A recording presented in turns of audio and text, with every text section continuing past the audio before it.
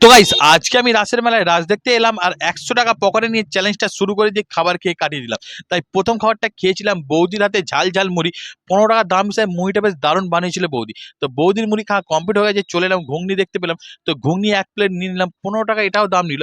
তো 15 টাকার দাম হিসাবে ঘুগনিটাও বেশ ভালোই লাগলো খেতে, আমার টক ঝাল মিষ্টি বেশ ভালোই ঘুগনিটা লাগছিল। তো ঘুগনি খাওয়া কমপ্লিট হয়ে গেছে।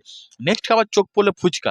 তো মেলায় ঘুরতে হলে ফুচকাটা অবশ্যই দরকার, তাই 10 টাকায় 5 পিস ফুচকা পাওয়া যাচ্ছে। তো জল দিয়ে ফুচকাটাকেও মেরে দিলাম। তো ফুচকা খাওয়া শেষ হয়ে গেছে, আমার কাছে 60 টাকা নিয়ে চলে এলাম একটা ফাস্ট ফুডের দোকান দেখতে পেলাম। তো সেখানে অনেক রকম পকোড়া চপ পাওয়া যাচ্ছে। আমি 1 পিস মোচার চপ নিলাম আর 1 পিস চিকেন কাটলেট নিলাম, যার দাম নিল আমার কাছে 30 টাকা মোট।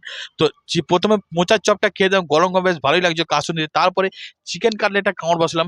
চিকেন তো পেলামই না, আর আলুর ভর্তি ছিল, বাট কি করা যায়, পয়সাটা কিনেছি খাটা কম করে, তাই 30 টাকা অবশ্যই বেঁচেছিল।